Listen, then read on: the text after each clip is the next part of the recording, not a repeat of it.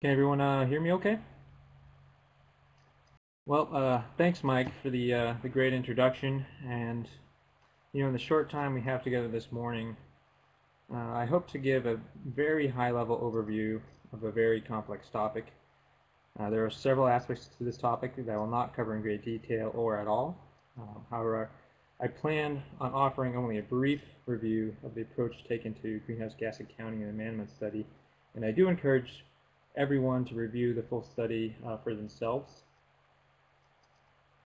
I'd like to try and spend some time at the end of my presentation to offer my own perspectives on the relevance of this issue for forest, climate, and energy policy, in hopes of sparking a broader discussion over this webinar.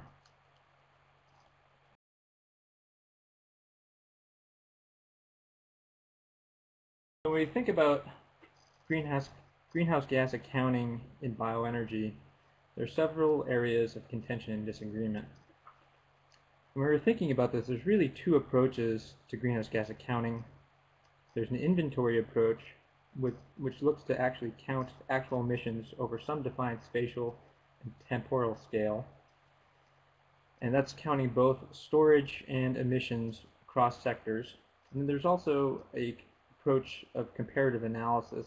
It's basically looking at comparing a business as usual scenario along with several alternative scenarios. And depending on what sort of questions you're looking to get at,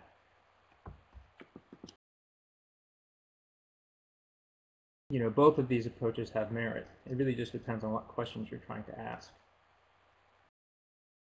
There's also been some debates over what's relevant in terms of a stand level analysis, which can ask certain questions and approach certain problems in different ways, or a landscape level analysis, which takes into account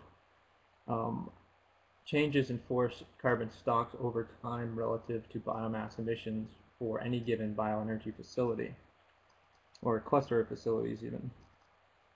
In all this, in both of these approaches, defining clear baselines for business as usual scenarios is extremely important so that you can measure effectively the sort of changes in emissions and accounting over time that you're hoping to get a better sense of.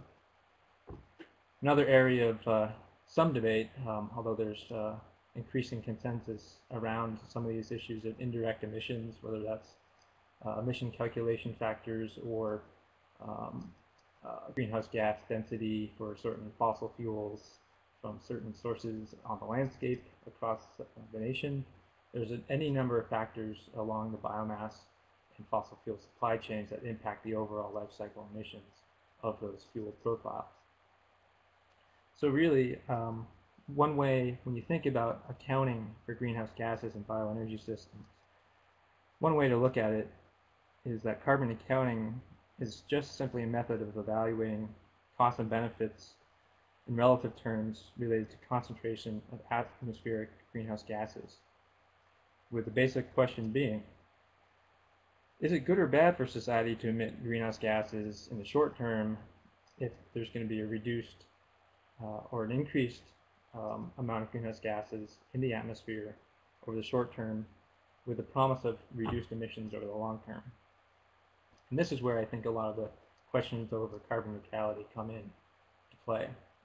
When we talk about carbon neutrality, Brian, can I interrupt for a second? Brian, sorry, people are emailing that they can you speak up? Try and speak up a little bit. Sorry. Oh, sure. Is that better? I think so. Given the debate on carbon neutrality, what we're really talking about is, does carbon in the atmosphere from bioenergy have a neutral or no impact on the concentration of greenhouse gases in the atmosphere?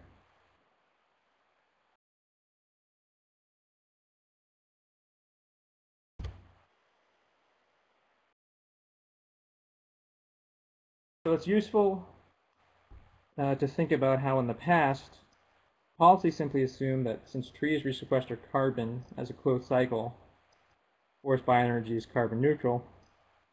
However, you can look at this in some perspectives as overly simplistic, as there are time dimensions to what many of us think is instantaneous neutrality. Nevertheless, there's a point in time where biomass carbon cycle can be, and at least conceptually, carbon neutral in terms of its effects on the atmosphere. In its simplest interpretation, this diagram shows both the biomass carbon cycle and what you may be able to consider a carbon cycle related to fossil fuels. The issue here being that neutrality achieved conceptually in the biomass carbon cycle is a much shorter timeline versus neutrality in terms of millennia to actually resequester emissions from fossil fuel sinks that had been put into the atmosphere through energy systems back into fossil fuel sinks below the ground. So there's clearly a difference between those two sources of carbon. While the carbon from fossil fuels is long-term stored carbon, the Manomet study recognized that both of these sources of carbon have effects on climate change and effects on radiative forcing in the atmosphere. So that was really the focus of the study. How can we compare the effects from biomass carbon over time through emissions and sequestration to the business as usual scenario with no biomass and no bioenergy, but ongoing forest management all across the landscape and emissions of carbon from fossil fuels.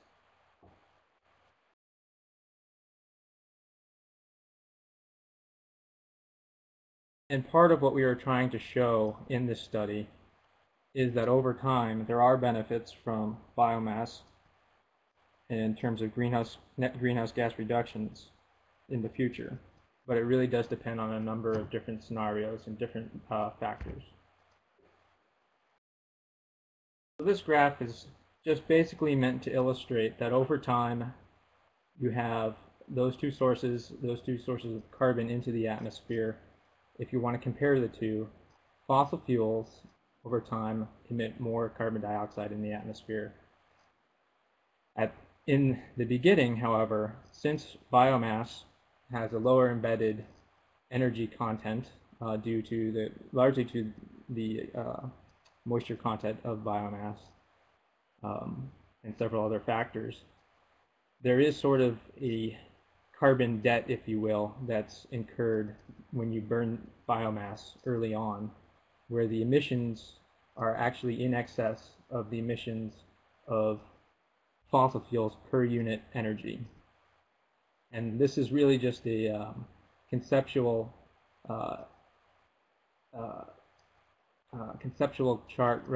graph right here with the axes being time and net fossil fuel or net carbon in the atmosphere. What you see, that point of inflection there around 60, 65 years where biomass begins to be a net gain for carbon.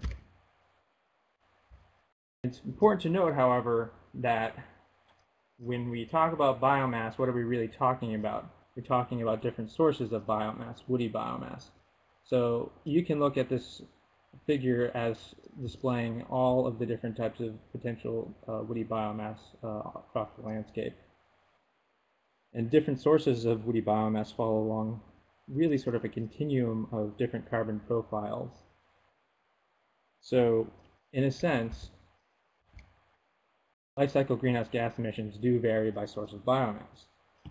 So if we look at, say, urban wood waste, and in particular land clearing operations, if you were to take a land clearing operation that removes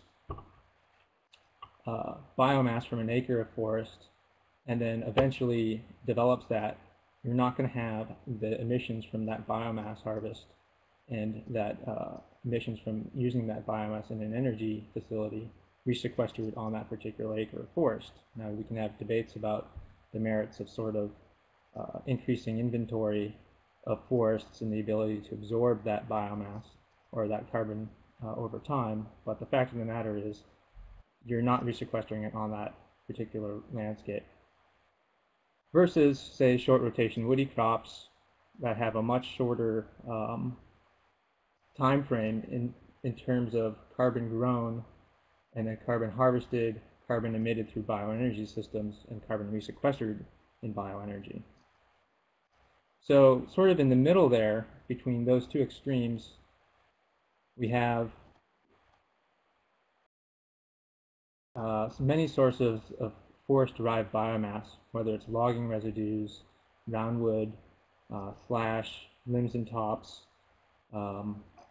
cull of a larger diameter trees, and even smaller diameter trees removed for silvicultural purposes. Now, each of these sources of biomass from the stand will have different sort of carbon profiles over time. Limbs and tops generally, we know, decay rather rapidly, go up into the atmosphere, and then are resequestered in new growth fairly soon after that growth begins following harvest.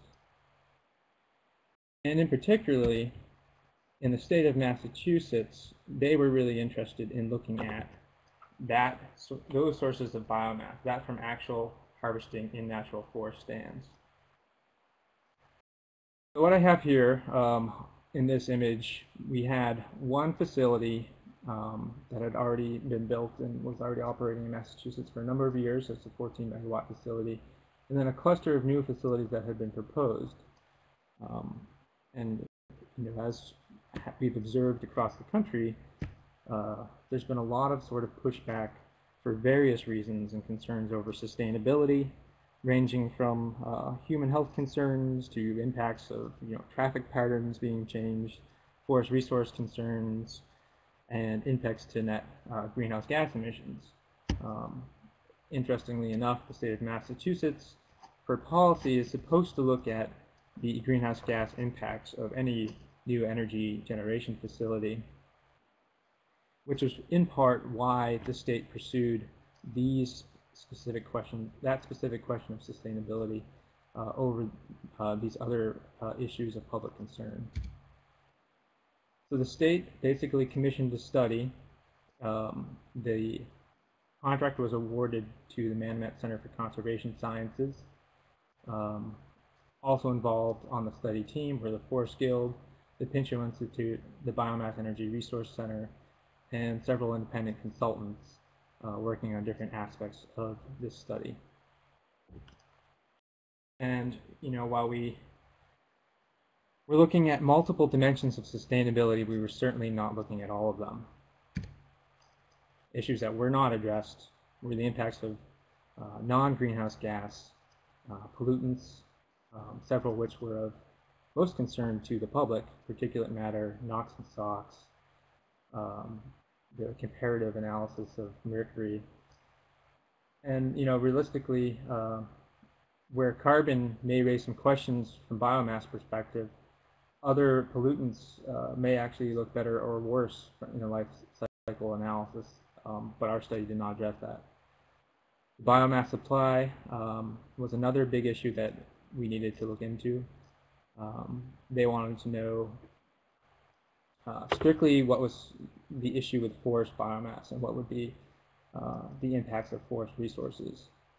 We didn't look into the greenhouse gas dynamics of non-forest woody feedstocks such as urban wood waste, short rotation woody crops, or mill residues, which obviously have very different greenhouse gas profiles over time, and obviously do enter into biomass supply chains in some order. So we did make some assumptions there. And it was partly because that is what we were instructed to do in the study. We also didn't look at issues like the transportation issues I mentioned before, several environmental quality issues, and social economic benefits and costs of biomass energy facility construction. So what we did look at were three really core questions, which are interrelated. How much wood is available from forest to support biomass energy development in Massachusetts? And really we looked at several existing supply studies evaluated the assumptions and approaches and methodologies taken in those studies, applied our own analysis, really sort of an economic analysis, looking at past trends in forest cutting and other economic data relative to Massachusetts. And then the other big issue, the main issue addressed in the study, obviously, was what are the atmospheric greenhouse gas implications of switching from energy production from fossil fuels to energy production with forest biomass. Lastly, and importantly, we looked at what are the potential ecological impacts of increased biomass harvest in forests for Massachusetts.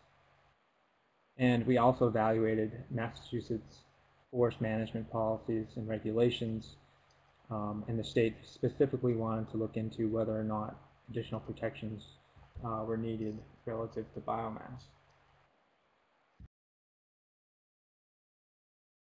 So, as I mentioned before, one way of looking at several issues of life cycle assessment is a sort of a comparative analysis approach, and that's exactly what the Manomet study did. And the analysis really centered on net greenhouse gas changes in the atmosphere compared to a comparative analysis between a business as usual scenario in which you're burning fossil fuels and then several different biomass energy scenarios. And just as a general rule, comparative analyses like this require delineation of the BAU against which bioenergy scenarios are generally compared. And in our framework, we use sort of a recognition that there is an initial carbon debt that is over time paid off and yields certain greenhouse gas reduction benefits in the atmosphere. That's sort of the conceptual framework that we were looking at in terms of a comparison between greenhouse gases in the atmosphere from biomass and greenhouse gases in the atmosphere from fossil carbon. And, really to answer the core question of what are the atmospheric greenhouse gas implications of shifting energy production from fossil fuels to forest biomass, we needed to understand the economic availability of forest biomass in Massachusetts, and thus answered several questions and addressed several questions about landowner behavior, past, present, and future, and likely trajectories of harvesting in the state as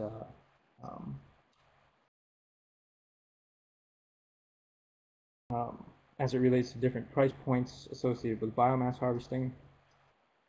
We also need to define a representative set of future scenarios for biomass energy development, and based on current technologies, current cost limitations for different bioenergy technologies, and the likely deployment of those technologies in Massachusetts, we looked at large electric, combined heat and power, and thermal applications. We also need to define a representative set of business as usual harvesting scenarios against which to compare the BAU, and that's the BAU forest management scenario. And in the case of Massachusetts, it's sort of variable timber harvesting over time, selected timber management.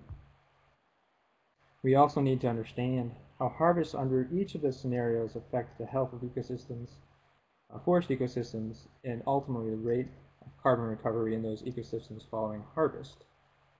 So as we constructed the BAU and the various biomass scenarios, we basically looked at the BAU as assuming GHG concentrations as being a result of emissions from fossil energy generation and emissions from forests harvested for timber, and then ultimate sequestration in unharvested and harvested landscapes over time. That's going to be then compared to biomass scenarios that assume greenhouse gas concentrations as being the result of emissions from bioenergy generation, emissions from a BAU forest management scenario, which also includes emissions from biomass removals, logging residues, and live whole trees, and ultimately resequestration in the landscape over time.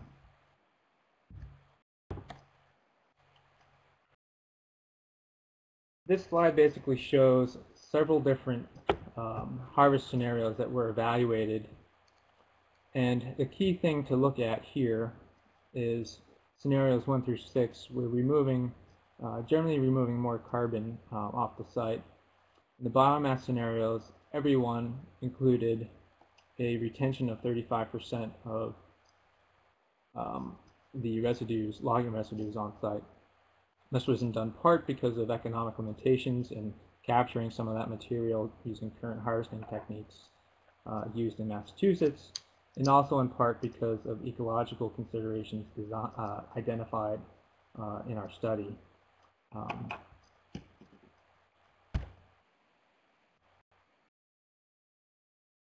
When looking at forest carbon dynamics and comparing a business as usual harvest in which timber is being removed with a biomass harvest in which timber is being removed, but then you're also removing a certain amount of either coal, logging residues, or some combination thereof. This is just basically a schematic that will show, or that basically shows at time zero the difference between the businesses at usual harvest and then the biomass harvest. And clearly, you know, in all the biomass harvests, you're removing more carbon from the forest stand. It is recovered over time, just as the BAU harvest is recovered over time, but it clearly has sort of a different greenhouse gas recovery profile, which affects the way you look at the overall emissions and life cycle of greenhouse gases for bioenergy.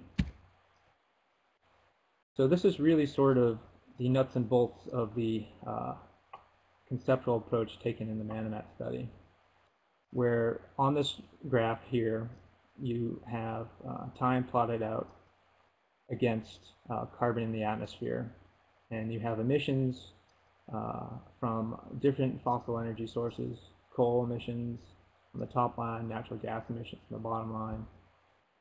And if you were to generate an equivalent amount of energy using biomass at time zero, your emissions rise above that for reasons I've already talked about. However, over time, since biomass can be resequestered, and we're assuming that fossil carbon is not going to be resequestered in its original sink, we can show a buyback period of that initial carbon debt.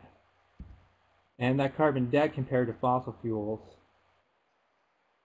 is shown here, where you have that descending curve for both relative to coal and natural gas, where at year 25, we're about equal in terms of our biomass carbon emissions in the atmosphere from coal to those of coal, or the coal electric scenario.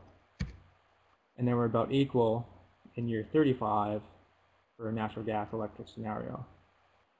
Over time, you are actually seeing benefits after year 25 with a biomass scenario relative to coal. However, full carbon neutrality from an atmospheric perspective is not really achieved until year 90, at least in the Manomet framework.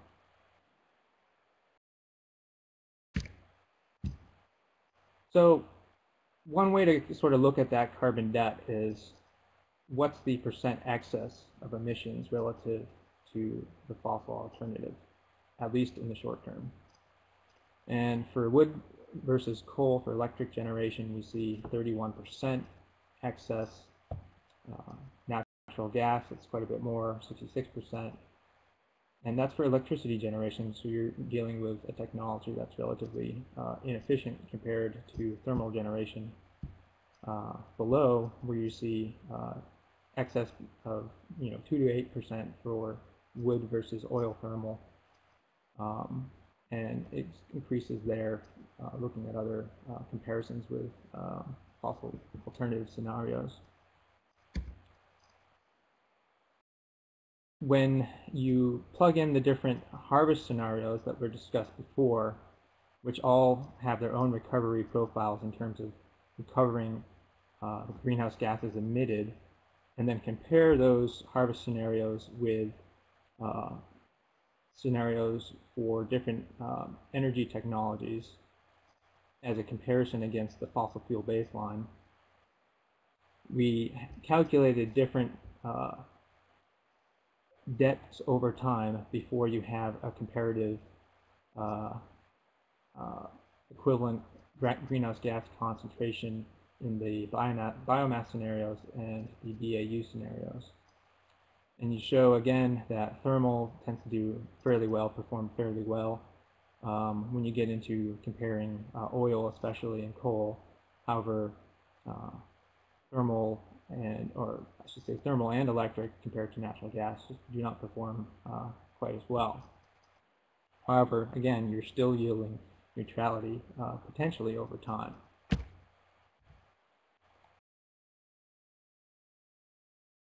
So just to sort of summarize that whole concept, if we look at different harvest scenarios with, say, a mixed wood sourcing at a bioenergy facility, whether that's whole wood chips plus slash recovered that you would maybe see in this mixed wood scenario, versus just using log residues, which have a lower residency time in the atmosphere in terms of greenhouse gases, you do have different carbon debt to dividend periods. So before you can see the benefits of burning biomass for energy from these different biomass sources, mixed wood and logging residues, there is that payback period, and this is basically what this table is meant to demonstrate, the differences in this period.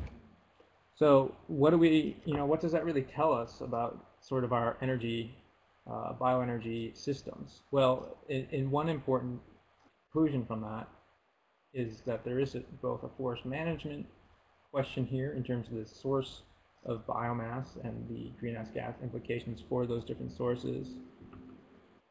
And then there's also an efficiency in factor in the energy technology selected. So clearly this gasification system on the left versus a 50 megawatt power plant on the right are using different volumes of biomass, and actually probably different types of biomass, with the gasification system requiring sort of a cleaner bullwood chip, whereas a 50 megawatt power plant maybe just purely be looking for quote-unquote BTUs and can use dirtier technology possibly, or dirtier sources of biomass possibly.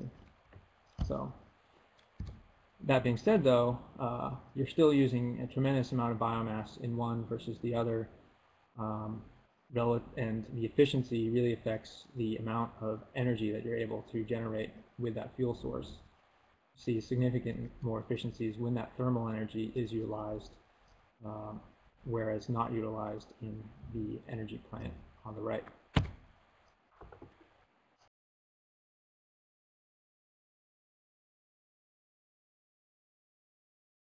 So in all this, if I could really try to boil this stuff down in terms of some discrete things that are important for us to consider when we talk about biomass accounting, there are some really key variables. The length of time it takes to pay back that initial carbon debt and realize those greenhouse gas reduction benefits that biomass has to offer really depend on 4 key factors. So we have the life cycle of the wood that you are using, and really we actually need to think a bit about this as the life cycle of that wood in the absence of biomass energy. So what would that wood be doing, sort of the opportunity cost of that wood, if you will.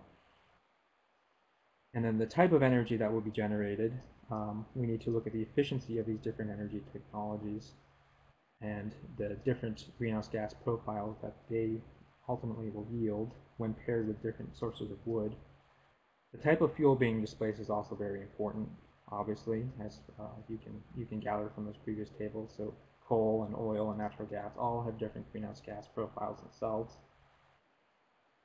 And obviously the forest management angle really has an important role to play here. Management can either slow or accelerate forest growth following the harvest, and therefore recovery of carbon from the atmosphere over time. Another issue to think about here is if you're removing carbon from a forest, putting it into the atmosphere, and then relying on that sequestration over time to see those benefits from biomass in terms of net greenhouse gas reductions over time, if you go back into that stand and harvest additional biomass during the period of sequestration, you're basically forestalling the ultimate point at which you receive those benefits in terms of greenhouse gas reductions, because you will be putting carbon back up into the atmosphere. Another issue there is obviously disturbance, things that you can't control. That will affect the overall greenhouse gas profile and the recovery time frame. So other important things to consider for sure. So just some final thoughts on the Manomet study. I can't emphasize enough that the study really does address or try to address all the different variables involved in these sorts of calculations, and also the uncertainties. I actually think that the study, and I will defend it by saying that there are certainly, we did go to great lengths to try to explain the study and the uncertainties involved. I do not think it really can be faulted in that regards. And I think the other issue that's really important to consider, and really none of the press on the study failed to,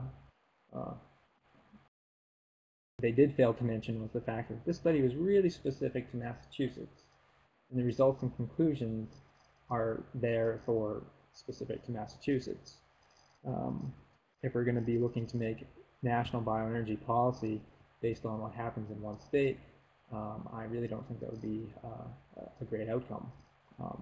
That being said, I think the framework does apply, or could apply, in other locations. And really, I think the key takeaway is that those 4 factors that I talked about previously are really important when thinking about bioenergy policy, especially if we are concerned with greenhouse gases and greenhouse gas reductions as being one of the key things we want to look at for bioenergy policy. So just some other recent studies that I'd like to sort of point out, because they both either address a similar framework used in the Manomet study, come to similar conclusions, or put a different twist on sort of the results or the assumptions made in the study. First study, McKechnie et al. Really was looking at similar methodology as the Manomet study and applying it in a Canadian landscape. And they found that electricity generation from wood pellets delayed net greenhouse gas mitigation benefits of those wood pellets in electricity generation facilities by 16 to 38 years, but that there were ultimate benefits after that time frame. And they also found residents or differences in using residues versus whole trees to basically make those pellets. Zanke et al., they have completed research for the International Energy Agency on biomass, and they found that there is forest biomass that can produce greenhouse gas benefits in the atmosphere from the beginning of its use, but it is not necessarily carbon neutral. Other sources of woody biomass will require a long time before producing greenhouse gas benefit in the atmosphere. And that was a direct quote. Zanke et al. Defined a carbon neutrality factor as a ratio between the net reduction and net emissions of greenhouse gases in a manner similar to the debt and dividend framework used in the Manomet study. A recent study based on a timber supply model for the Southeast by Gaelic and Apt basically found that moderate biomass demand presented by the renewable fuel standard and some level of an RPS in those states, or a renewable portfolio standard in those states, in fact resulted in shifting age classes across the study area, which included North Carolina, South Carolina, and Georgia. So when that happened in North Carolina, in their modeling assumptions, they saw a net decrease in the age of forest, and thus a net decrease in overall forest carbon over time. However, in Georgia and South Carolina, that same new biomass demand yielded a net increase in the age of forests, and thus forest carbon over time, which then they don't sort of apply the rest of the life cycle assessment used in the Manomet study, but one could imagine, if you did, sort of the results that would happen. So clearly benefits and costs of biomass energy generation are going to be very location specific in some sense. Results in the Manomet study really don't play out in the Southeast in a lot of places, although the framework could be applied. So just some recent policy developments that I wanted to kind of bring up for as fodder for discussion. In May 17th, 2010, there was a letter from 90 scientists that was sent to Congress about the treatment of all bioenergy as being carbon neutral, basically saying that this shouldn't be the way that we look at this. It's in fact not carbon neutral. There is this time factor. In July of that same year, 110 scientists sent a letter to Congress expressing concern about basically equating biomass emissions with carbon emissions, and recognizing that there is a difference between the biogenic carbon cycle and the fossil fuel carbon cycle, and expressing concerns about loss of potential benefits from switching to biomass. Sort of fallout in Massachusetts, if you will, following the Manomet study. The state has sort of taken a closer look at how it uses energy incentives and regulations to construct future energy capacity, and is really looking at efficiency pretty hardly. There's also some new look into what type of biomass can go into those facilities. I think there's a tonnage limit that they're looking to apply. It doesn't necessarily get directly at the different greenhouse gas emissions profiles of the different biomass fuels that were looked at in the Manomet study. It's merely just a pure tonnage limit. My hunch is that they're looking into trying to direct people to using residues, but it may not be the most effective way of doing that. I don't know, or even if that would be really wise, to be honest. In North Carolina, there's been a lot of concern about some renewable energy credits that were generated through a land clearing operation that basically chipped whole trees and used that to generate credits. And the question is, does that qualify under the RPS standard for the definition of biomass? Well, if you look at it from a greenhouse gas emissions perspective, there may be lost benefits by using that source of biomass if that land was to be developed. So those are things that people are kind of pointing out, and there's been some sort of attempts to change the definition in the state based on that. And sort of the big one, which could either be a deal killer or a market maker for biomass, is sort of EPA's regulatory approach through the tailoring rule. The latest on this, I'm sure a lot of you are up to speed on, is basically that EPA has put off making any final ruling on equating or regulating biomass greenhouse gas emissions. Has indicated that it is a complex issue. There are many factors to consider, and they basically have a 3-year deferral period where they're going to be looking into basically how they want to regulate, if you will, greenhouse gas emissions from biomass, or treat greenhouse gas emissions from biomass. There's several different approaches that they could take. Life cycle analysis is certainly one of them that the EPA has done in the past, and actually the renewable fuel standard requires them to do that. However, for electricity and thermal, there's really no, as far as I know, federal mandate for EPA to look at life cycle emissions of biomass. So some challenges and opportunities moving ahead. Should we do inventory or comparative accounting when we look at the life cycle balance of individual biomass facilities? That's a sort of a really important question to ask, and depending on sort of the your perspective on bioenergy development in general, irrespective of greenhouse gas benefits and costs, you probably would have come at that question from different viewpoints, because greater costs would be incurred on facilities to actually do a life cycle analysis versus referring to some life cycle analysis done by EPA and selecting an approved technology or some other approach. Another challenge would be, how do we weigh long-term greenhouse gas reduction benefits with the short-term damages? Clearly, we're still having a lot of questions about this and debates about this. What's the proper forum to resolve some of these debates and come to some consensus? And it's not just about greenhouse gases. What are the other sort of important variables and considerations that we need to take into account? And how important are those relative to greenhouse gases? So do we want to see improved forest management? Do we want to see economic development relative to bioenergy? Do we want to see decreased emissions from other sources? And do we want to stop mountaintop mining? These are all important questions to ask when we talk about the energy system and biomass. And should we really consider even the semantics of the discussion, carbon debt, or is it really sort of a carbon investment? These are they actually do have important implications for how we approach this. Additional challenges and opportunities. What are the best methods to account for the type and volume of biomass used in an energy facility? Can we actually trace the chain of custody of different types of biomass back to a sustainably managed forest? There are mechanisms in there for certification and other sort of opportunities there.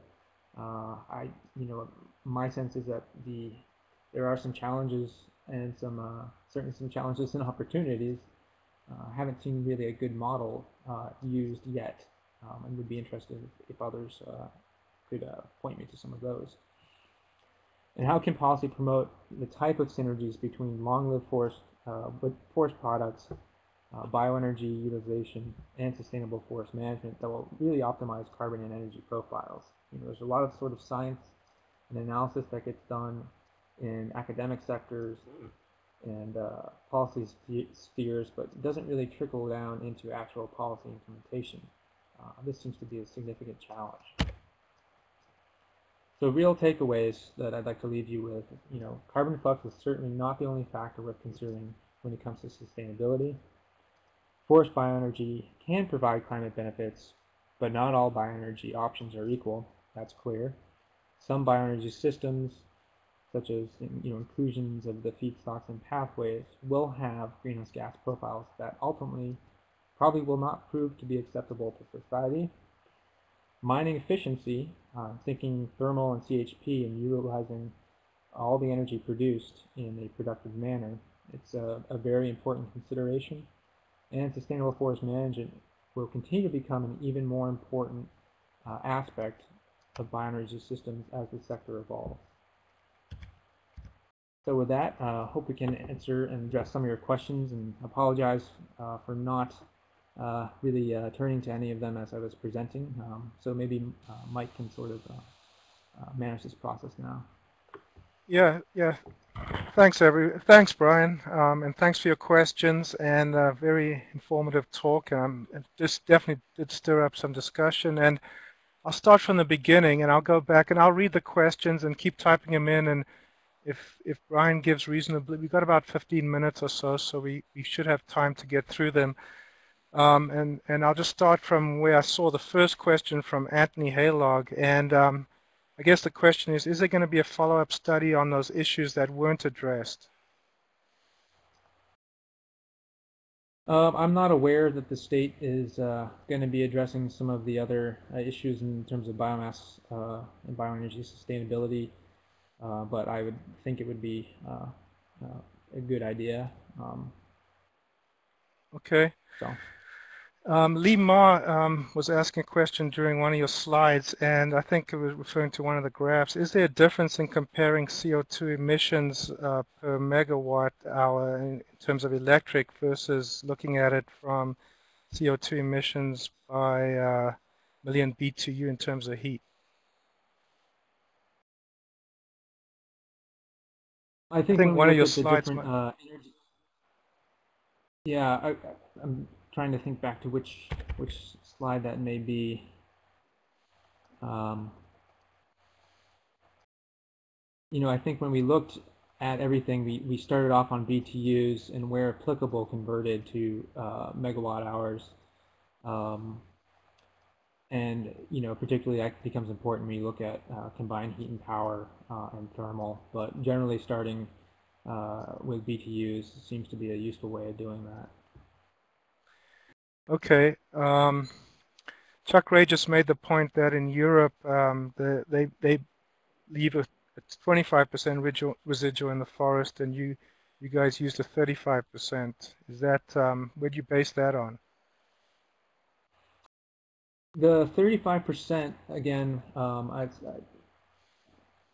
believe, partially we base that on the biomass recovery technology used currently in Massachusetts. So there's sort of an economic point where you're not going to be recovering more material just based on the equipment used currently, but more so it was based on the fact we looked into a series of ecological variables, and coming with any sort of percentage hard and fast is obviously sort of a tricky thing to do, but we in part were erring on the side of caution that there are some forest types and some stands that really do require additional logging residues to be retained on site for nutrient considerations. So that's partially where that 35% was coming from. Okay. Next, I guess Anthony again, is uncertainty perturbation analysis made to support the results in your carbon debt analysis? That's that graph comparing the natural gas to the coal with the biomass going up and down. Yeah, well, I think there were part of what we did is really look at that's sort of an oversimplification of what was actually done in the modeling, and I'm not the I'm not one of the modelers on this study, so there are others who can kind of speak to a lot of the methodologies and assumptions probably better than I, but it's really sort of an amalgamation of a series of different modeling runs and assumptions that were used, so that uncertainty, to the extent we could incorporate uncertainty, and also other factors and sensitivity analysis in there, we did. Okay. John Bonnets asks, what are your thoughts on carbon negative bioenergy? Gasification technologies can actively sequester carbon while deriving energy that displaces fossil energy. Are you aware of life cycle analysis that examine the potential from biochar? I have seen some studies that look into, they look into the merits of biochar and sort of get into the technology and some of the end fates of the greenhouse gases and the carbon pools and everything else, and definitely think it really does merit some close consideration, and it'd be nice if research and development dollars for bioenergy for things like biofuels could go into some of that technology, because it really is it's very interesting. I guess I would say I haven't personally seen a very conclusive study on the merits of carbon negative biofuels, whether that's using a geological sequestration of biomass, or a biochar, or some of these other technologies. But I would welcome those if someone could point me in the direction of those. Yeah, while we're on the slide that you have the graph up, there was a question that I skipped about why not plot the biomass emissions line similar to the other two? This is a continuous closed system. In other words, the coal and natural gas, I guess, perturbate as well. Yeah, I mean, I think that we can sort of assume that the tails on the coal and natural gas would either dip at some point based on overall carbon in forests and carbon accumulation in new forest growth. But partially here we're trying to show that there sort of really is a difference between those two carbon cycles. I don't know if that answers the question or not, but okay, that's good enough. I mean, obviously, guys, if you have more specific questions, you can obviously email Brian or or repost the question to clarify anything. Lee Ma asks again, well, she makes a comment that the EU has more specific rules to define if biomass energy is carbon neutral, e.g. heating utilization rate, operating hour, etc. All in all, aiming at higher efficiency path, which I think you've discussed that already, right, as a goal. Yeah, I think it's certainly, you know, the EU generally is more advanced in bioenergy policy and in bioenergy technology utilization. They've been doing all of this a lot longer, and consequently have been thinking about these issues a lot longer as well. I think studies like this can be useful to sort of advance the rate of the collective knowledge on these issues. And if we can come to conclusions on various parameters of bioenergy and the merits of these different options, and come to conclusions about things like efficiency, it seems like we have attained something a lot sooner in terms of building out a sustainable biomass energy framework and actually building out some regulatory certainty relative to greenhouse gas emissions. And right now we really just don't have that, and it's really sort of making things difficult for a number of people, no matter what perspective you're coming from. Okay, I think we've got a couple more here and then we'll wrap it up. David Richard sort of has a lengthy comment here. I'll read it. Obviously, the Massachusetts DCR implements the misguided policy of placing 60% of its lands in reserves. There'll obviously be a shortage of woody materials in that case. And the study did not take into account if, for example, a 60-acre stand is harvested today, creating a carbon debt. There's likely a 60-acre stand harvested 50 to 60 years ago that is sequestering carbon at a high rate, canceling the debt created by the stand harvest today. Forest management has been going on for a long time, and and as long as we are not drastically increasing harvest rate, there should be a balance. I guess a lot of foresters are making this point. Do you have a comment?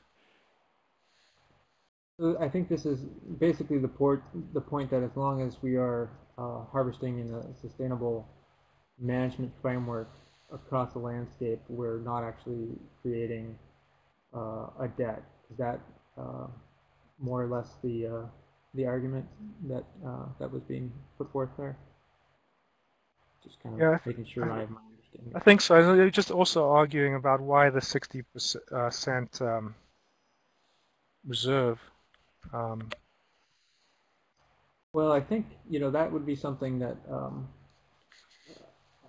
I'd have to refer or defer to the folks up in the Commonwealth on. But in terms of the other issue, I think, you know, what we have to really consider is that there is sort of there is a time residency period here in the atmosphere. So yeah, we can be harvesting and keeping inventories increasing over time. We can even be managing forests sustainably over time, so we have a really good sense of the net carbon flux of those management units. But in a landscape like Massachusetts, for example, one way to look at this is that it's really difficult to sort of optimize that rate of sequestration and emissions, so you're actually having that sort of optimized carbon profile over time, because you've got multiple different landowners making multiple different decisions. You can't really sort of optimize that over time based on that. Also, you know, biomass is very low value. Really what landowners are concerned about is ultimately saw timber.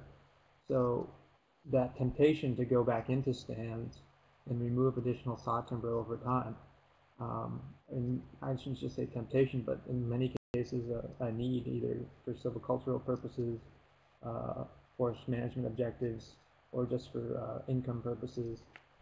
That's something that will ultimately affect the rate at which we're able to actually do sustainable forest management within a sustainable bioenergy context.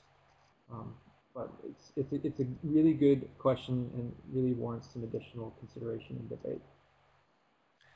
Okay, I think it's noon, so we should be wrapping up. I see Carl has some comments here about looking for forest management models that trace carbon throughout the forest cycle. And I think those are kind of questions that I'm sure there are out there, and if you have specific questions, I mean, I don't know if you want to comment on that. It's a more ecological question, but do you? Well, I guess I would just, you know, kind of leave my last comment at that. You know, again, I started the webinar and hopefully answered or presented some of the overall framework and analysis that was done in this particular life cycle assessment and abandonment study framework. And clearly there are, you know, greater, finer levels of detail in terms of the methodologies used and the assumptions made that I was not able to address over this webinar. So I hope that I do encourage you all to take a look at this and other studies, because this is a very interesting area and one that we need to consider and keep you know, expanding our knowledge on collectively. Well, thanks, Brian. I mean, it's been really informative. I know when we talked about this initially, you didn't want to focus too much on the Mammoth study, and it's good that you went beyond it to look at what else is being done and help us think forward as we work on these issues. So with that, again, thanks, and thanks for everyone for attending. Just a couple of housekeeping things. I see someone said it thought it started at 12. No, you'd usually think that a webinar would be during the lunch hour, but there's other things happening on Fridays at noon that we noticed when we set this up, so we thought we'd go with 11, and so that's why it's happening at 11, the last Friday of every month. You can put that on your calendars. April 29th is our next one, and I know there's a big meeting up in Vermont on bioenergy. Unfortunately, some of us can't go, like me, because I'm teaching, but we want to continue our webinar series, and so I invited someone from the Midwest, Dean Current, who has done a lot of good work on bioenergy, the environmental benefits, especially from an agroforestry perspective. And you can look at the calendar for future webinars, and look forward to your future participation. There was also a question about CE credits, I guess, for SAF. I am working on that. If you need CE credits at this point, just email me offline, and we'll work on that for you until we get it straightened for everyone who joins us in the future.